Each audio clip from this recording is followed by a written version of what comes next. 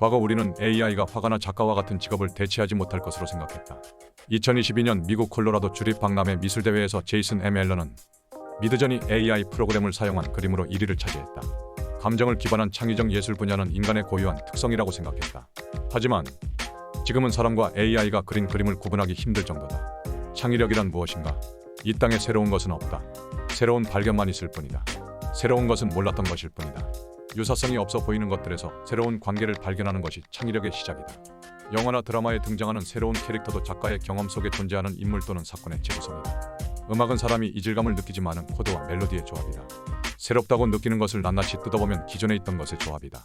정리하자면 창의적인 결과물은 새로운 것을 발견하거나 새로운 방법을 시도하거나 기존에 있는 것을 새로운 관점으로 본 결과다. 애석하게도 사람은 자신에게 필요한 것만 본다. 보고 싶은 것만 보고 주관적으로 해석한다. 외부 세계를 그대로 인지하거나 기억하지 못한다. 가지고 있는 기억도 왜곡된 경우가 태반이다.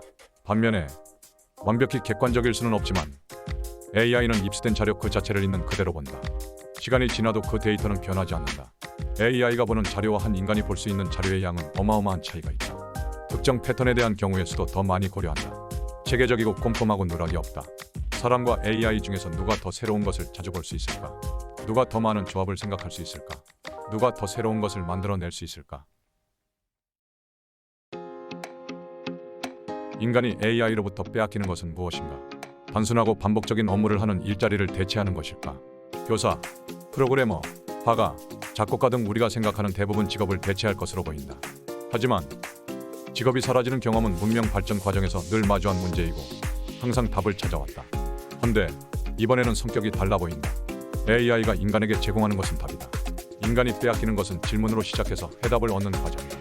공부의 필요성, 시행착오와 실패의 축적으로 생기는 직관, 깨달음의 쾌감, 성장의 느낌 등을 빼앗긴다.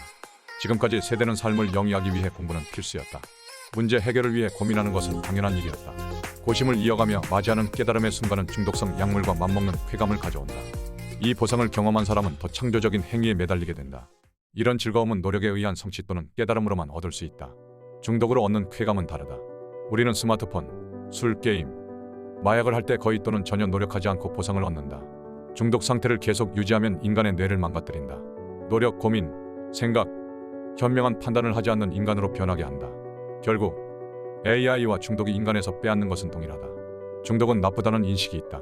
AI는 멋진 기술로 생각한다. AI가 나쁜 것은 아니다. AI를 대하는 태도가 중요하다. AI를 사용하는 인간이라고 인지해야 한다. 다행스럽게도 지금까지 세대는 AI를 활용할 지성을 갖춘 세대이다. 우리는 더 나은 결정을 하기 위해 질문할 수 있는 존재다. 문제는 다음 세대다. 다음 세대는 학습 환경이 과거에 경험하지 못한 유혹의 시대다. 학교에서 내주는 숙제에 대해 고민할 필요가 없다. AI가 더 뛰어난 결과를 보여주고 글을 작성해준다. 공부의 필요성을 전혀 알지 못하는 첫 세대가 될 것이다. 뉴욕시 교육부는 AI 챗GPT를 금지했다. CNN에 따르면 학생 학습에 부정적인 영향을 주기 때문이다라고 설명했다. 챗GPT와 같은 AI는 학습 능력과 비판적 사고 능력에 부정적인 영향을 미칠 수 있는 우려가 있기 때문이다. 공부와 가장 관련 깊은 뇌 영역은 전전두엽이다. 전전두엽은 미래를 위해 인내하게 하는 능력, 목표를 설정하고 스스로 점검하는 능력, 자신을 성찰하는 능력이 있다. 즉, 인간이 인간다운 삶을 살게 하는 영역이다. 과거 코알라의 뇌는 두개골을 크기를 꽉 채울 만큼 컸다. 온종일 나무에 매달려 유칼립투스를 먹어도 되는 코알라는 고생할 이유가 없어져 뇌의 크기가 작아졌다. 뇌는 환경에 따라 물리적으로 변화한다. 단조로워진 삶, 성장의 필요성을 느끼지 못하는 환경, 공허함을 채워줄 수 있는 재미가 가득한 환경. 이곳에 사는 인간은 어떻게 될까? 코알라는 퇴화했다. 말미잘도 퇴화했다. 실러켄스는 뇌가 콩알만해졌다. 역사적으로 문명이 발달할수록 빈부격차는 가속화되었다. 빈부격차가 발생하는 주요한 이유 중에 하나는 지식격차이다. 현재 시대는 지식이 자본의 소득과 어느 정도 비례하고 보이지 않는 신분을 결정한다. 앞으로의 미래는 AI를 소유한 사람은 모든 지식을 독식한다. 다음 세대는 학습이 필요 없는 시대이다. 지식격차는 앞으로 더 빠른 속도로 가속화될 것이다. 2008년에 개봉한 영화 이디오크러시는 미래 인류를 멍청한 인간으로 그려놓았다. 단순한 쾌락만 좇는 사람으로 묘사한다. 이것이 우리가 현실적으로 맞이할 수 있는 잠재적인 종말의 모습이다. 자연재해, 전쟁, 바이러스와 같은 막연한 종말의 모습보다 더 현실 가능한 미래다. 존재하지도 않는 미래의 종말에 대한 두려움과 공포를 조장하려고 말하는 것은 아니다. AI는 계속해서 발전할 것이다. 이것은 막을 이유도 없고 막을 수도 없다. 인생의 가치를 올려주는 도구로 사용될 것이다. 다만 첨단 기술은 양날의 검이다. AI는 학습을 돕고 지식을 얻고 문제를 해결하는 데 도움이 된다.